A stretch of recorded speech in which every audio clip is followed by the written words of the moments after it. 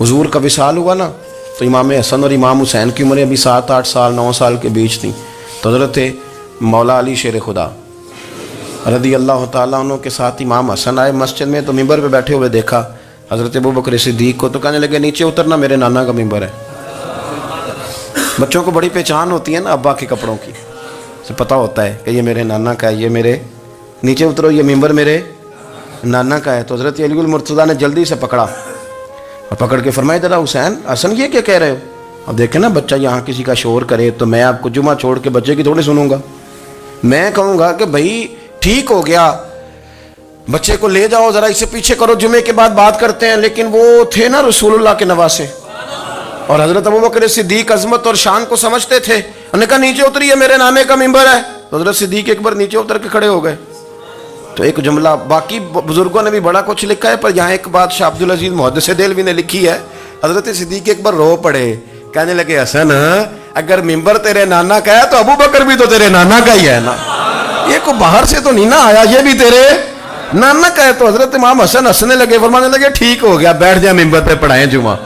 समझ आ गई है बात की, पढ़ाएं जुमा। आपकी बात की मुझे समझ आ गई है कि अगर मिंबर नाना का है तो अबू बकर भी तो उन्हीं का है ना जनाब सिद्दीक अकबर। अपनी जिंदगी वफादारी के साथ, गुलामी के साथ, और अदब नहीं छोड़ा एक मिनट के लिए, एक सेकंड के लिए। रसूल कायनात सल्लल्लाहु अलैहि वसल्लम के अगर कोई बेअदबी करता था तो उन्हें जलाल आता था। आपको एक बात बताऊं, गैरत ना इश्क का हिस्सा होती है। हम बड़े शरीफ लोग हैं पर हम कहते हैं सारे काम करना, हुजूर के बारे में बात कोई ना करना, ये नहीं हम बर्दाश्त करते। वो किस तरह का आशिक है कि महबूब के खिलाफ बात भी सुन गए, ये इश्क है? ये तो तौहीन की तूने। हज़रत सिद्दीक वो बड़े मीठे बड़े ठंडे आदमी थे। उर्वा बिन मसूद सख्फी बाद में मुसलमान हुए। वो कहते हैं मैं हुदैबिया के मौके पे आया तो मुझे पता था, मैं जानता था अबू बकर सिद्दीक बड़ी ठंडी तबीयत के आदमी हैं। कहते हैं नबी पाक सल्लल्लाहु अलैहि वसल्लम के गिर्द ना मैंने हाला देखा गुलामों का, कोई हाथ बांधे खड़ा है, कोई पानी का कतरा लेने के लिए खड़ा है, कोई वुजू का बचा हुआ पानी लेने खड़ा है। तो चूंकि वो आए थे काफिरों की तरफ से, तो तनकीद करने वाले को कहानियां बड़ी मिल जाती। तो फौरन उर्वा बिन मसूद सख्फी कहने लगे ए मोहम्मद इब्न अब्दुल्लाह सल्लल्लाहु अलैहि वसल्लम आज ये आपके गिर्द खड़े हैं, पर जब तलवारें चमकेंगी तो दौड़ जाएंगे, तलवारों के सामने खड़ा होना आसान नहीं। तो हज़रत सिद्दीक एक बार पीछे खड़े थे, नबी पाक ठंडे मिजाज के आदमी, पर बात हुई थी ना सरकार के बारे में, तो दौड़ के आगे आए और इतना सख्त जुमला कहा, कहने लगे जा जाके लातो मनात की शर्मगाह चाट, तू कहता है कि हम हुजूर को छोड़ जाएंगे? मैं नबी पाक के बाकी गुलामों की बात नहीं करता, तेरे पास जितने सूरमे है ना तू सारे लेके आ, और नबी पाक के दिफा के लिए सिर्फ अबू बकर की तलवार ही काफी है। तू ला, तेरे पास जितने सूरमे हैं ला मैदान पर, तू ला ना, तेरे पास जितने सूरमे हैं। तू कहता है ये दौड़ जाएंगे, फरमाया तूने अभी हमारा रुख देखा नहीं ना, तू आ ना जरा मैदान में, तू मैं तुझे अकेले को बताता हूँ कि किस तरह हुजूर का दिफा किया जाता। और उर्वा बिन मसूद सख्फी कहने लगे ये कौन है? देर के बाद मिले थे ना, ये कौन है? उन्होंने कहा ये अबू काफा के बेटे अबू बकर सिद्दीक हैं। तो उर्वा बिन मसूद कहने लगे ये तो बड़ी ठंडी तबीयत का बंदा था। उन्होंने कहा ठंडा ही है, हम शरीफ बड़े हैं पर हुजूर के गुलामों के लिए, और अगर आए कोई शरीर, अगर कोई आए तो चलो किसी दरवेश की गल कर लेने। वो कहते हैं इट सिट ते पखड़ा कुआर गंदल, फिर असी और भी बूटियां जानने हैं, फिर हमें सारा पता है, फिर हमें ना सारे तरीके, इट सिट ते पखड़ा, फिर असी और भी बूटियां जानने हैं, फिर ना हम कर लेंगे हल, हमें वो हल करना भी आता है। लेकिन शरीफ उसके लिए जो रसूलुल्लाह का अदब करे, जो नबी पाक की। हजरत सिद्दीक अकबर मुअद्दब तरीन आदमी। कोई बंदा अगर बाहर से आता था ना हुजूर से मिलने, तो उसको पकड़ के कोने में ले जाते थे, कहते थे आप पहले मैं तुझे अदब सिखाऊं कि नबी पाक की बारगाह में जाना कैसे, मैं तुझे बताता हूँ, कहीं ऐसा ना हो तेरे अमाल ज़ाया हो जाए। सांस भी आहिस्ता लेते थे, मस्जिद की सफाई करना, ड्यूटी करना, खिदमत करना, सारा कुछ करना, पर बैठते सबसे पीछे होके थे, सबसे पीछे होके। ये भी उनका ये एजाज था, पीछे हट के बैठना, कोई ऐसा काम ना करना जिससे लोगों को पता चले कि नहीं नंबर मेरा है, पीछे हट के बैठना, पीछे पीछे रहना। अपने वो शोहरत से बचने वाला पीछे पीछे रहता है और जी चाहता है सारी गज़लें उस जालिम के नाम करें। कुछ लोग होते हैं ना, वो पीछे पीछे होते हैं, कहते हैं नहीं नहीं मैं नहीं जी, ऐसा तो है ही कुछ नहीं, मेरे रसूल करीम अलैहिस्सलाम का अदब करना। हमने ना सारी ज़िंदगी सुना है कि अल-अम्रु फ़ौक़ल अदब, کہ جب حکم آ جائے تو پھر حکم ماننا ہے، ادب. اور اس بات پہ ہمارے طالب علم بڑے پکے ہیں. مرید آج کل کے اس مسئلے میں بڑے کہتے ہیں صاحب نے خود کہا ہے کہ خیر صلاح ہے. انہوں نے خود کئی دفعہ کہا ہے جی تسی بڑے سیانے ہو، تانوں مطلب دی گل دی سمجھ جلدی لگتی ہے. انہوں نے خود کہا ہے کہ ٹائم ہو تو آیا کرو. یہ کب انہوں نے کہا ہے کہ مجبوری ہے روز ہی آنا؟ یہ انہوں نے کب کہا؟ ان کو بھی تو پتہ ہے نا مجبور ہے. تو آپ کو بھی تو پتہ ہے نا کہ ان کا آپ سے پیار ہے. آپ اس پر بھی تو تھوڑا غور کریں نا. لیکن ہم مرضی کا کوئی ایک آدھ فکرہ نا، مرضی کا. وہ ایک طالب علم یہاں سے گیا تو میرا دل نہیں تھا جائے، تو وہ کہنے لگا جی مجھے حضرت صاحب نے خود کہا ہے، حضرت صاحب نے خود کہا. میں پوچھ کے آیا ہوں. تو جو ہمارے کچھ سنگی تھے بیچ میں پیار والے، وہ کہنے لگے آندہ میں پوچھ کے آیا. میں کیا آندہ وہ بھی ٹھیک ہی ہے. تو انہوں نے آخیا سی میں جاواں تو میں انہوں کی آندہ. میری بات کی سمجھ آئی ہے نا جی. جب ارادہ ہوا تو پھر ابے کو منا کے بھی آ گئے.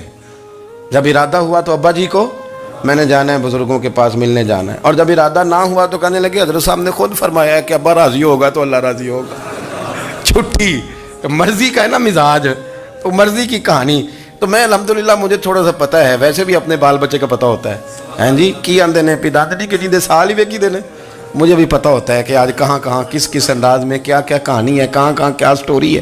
تو کبھی کبھی یہ سارا پیار ہی ہے، یہ بھی سارا اس میں بھی پیار ہی ہے. پتہ چل جاتا ہے کہ کل کہاں سے بات کر رہا تھا اور آج بات کہاں کر رہا ہے. یہ اپنا اپنا مزاج ہوتا ہے نا، اپنی طبیعت کے مطابق چلنا ہے. سنا یہی ہے کہ الامر فوق الادب، کہ جب حکم مل جائے تو پھر ادب نہیں کرنا، پھر حکم پہ. پر حضرت صدیق اکبر نے نرالا ہی کام کیا. حضور سید عالم صلی اللہ علیہ وسلم ایک صلح کرانے گئے، فرمایا میں دیر سے آیا تو جماعت کرا لینا. عصر کی نماز کا وقت ہو گیا، سیدنا بلال حبشی نے اقامت پڑھ دی. صدیق اکبر مصلی پہ کھڑے ہو گئے. اتنی دیر میں حضور بھی آ گئے. نماز میں لقمہ وہ دے گا جو نماز میں شامل ہو. ٹوٹیوں پہ کھڑا بندہ لقمہ نہیں دے گا، پہلے وہ آ کے اللہ اکبر کا شامل ہو پھر لقمہ دے. حضور آئے، صحابہ نے ہاتھوں پہ ہاتھ مارنے شروع کیے، اطلاع کر رہے ہیں کہ لوگوں حضور آ گئے. سرکار اگلی صف کے قریب پہنچے تو جناب صدیق اکبر نماز پڑھا رہے تھے. نماز لوگ تو بغیر نماز کے ادب کرنے پر اعتراض کرتے ہیں. میں بخاری شریف کی حدیث پیش کر رہا ہوں، نماز پڑھا رہے تھے. انہیں پتہ چل گیا نا حضور آئے ہیں، تو ایک قدم نماز سے پیچھے ہٹا لیا. نماز پڑھا کہ میں تے ول ویکھاں، او میں کعبہ بھول گیا آئی. ہن بھول گئیاں نہیں سب صوم صلاتاں، اکو یار دا فکر پہ آئی. حضرت صدیق اکبر نے ایک قدم پیچھے ہٹایا تو حضور نے فرمایا ابو بکر پڑھاؤ نماز. پھر دوسرا قدم پیچھے ہٹایا تو فرمایا پڑھاؤ نماز. تیسرا قدم پیچھے ہٹایا. ہم نے آج تک یہی سنا ہے کہ حکم ہو جائے تو حکم ماننا ہے، ادب. اور ہمارے ہاں یہی ہوتا ہے، پھر لوگ حکم ہی مانتے ہیں، پھر ان کو ادب بھول جاتا ہے. لیکن جناب صدیق اکبر 3 دفعہ حکم آیا پر پیچھے ہٹ گئے. حضور مصلی پہ گئے، نماز پڑھائی. نماز کے سلام کے بعد نا حدیث میں مختلف حکم آیا، استغفار پڑھو، اللہ اکبر کہو، آیت الکرسی پڑھو، 33 بار سے مختلف اذکار آئیں. پر حضور نے آج کوئی ذکر نہیں، کوئی وظیفہ نہیں. سلام پھیرتے کہ ابو بکر میں نے جو 3 دفعہ کہا تھا نماز پڑھاؤ تو پڑھائی کیوں نہیں؟ ایک دفعہ نہیں 3. کبھی کبھی ہم بھی ناراض نہیں ہو جاتے، تینوں 100 بار ہی آکھیا ہے، کہا 3 دفعہ جو کہا تھا نماز پڑھاؤ تو پھر پڑھائی. تو حضرت صدیق اکبر رو پڑے، ہاتھ دونوں باندھ دیے، گھٹنے زمین پہ رکھ دیے. عرض کرنے لگے کیا جملہ ہے، کیا ترتیب ہے. عرض کرنے لگے یا رسول اللہ، ابو قحافہ کے بیٹے کی اتنی بھی جرت نہیں کہ مدینے والے رسول کو نماز پڑھائے. میں اتنا بھی جرت مند نہیں ہو گیا حضور، میں کیسے آپ کے آگے کھڑا رہتا اور آپ میری، یعنی این نماز کی حالت میں، این حالت نماز میں بھی ادب. نماز پڑھا کہ میں تین وال ویکھاں. ان کعبہ بھول گیا، میں نے بھول گئی نہیں سب صوم صلاتاں، اکو یار دا فکر پہ آئی. دوستو حضرت ابو بکر صدیق رضی اللہ تعالیٰ عنہ کا عشق، ان کا پریم، ان کا پیار، ان کی باتیں. ایک دن نا حضور کے وصال کے بعد اچانک نہ اس طرف جا رہے ہیں، خاصے مسجد سے دور چلے گئے. تو حضرت عمر تھوڑا طبیعت کو جانتے تھے، جناب عمر پیچھے دوڑے، کہنے لگے کدھر جا رہے ہو؟ چپ کر گئے. کیا ہوا، کدھر جا رہے تھے؟ ابو بکر سیانے بندے ہو، امیر المومنین ہو، کہاں جا رہے؟ تو رو پڑے. کہنے لگے ایک دفعہ نا حضور سفر پہ گئے ہوئے تھے تو اس طرف سے واپس آ گئے تھے، تو مجھے خیال آیا شاید اس طرف سے آ نہ رہے ہوں. حضرت عمر رو پڑے. کہنے لگے ابو بکر اب تو حضور نے پردہ کر لیا، جنہاں دے دل بر جانی وچھڑ، کون روے پھر تھوڑا.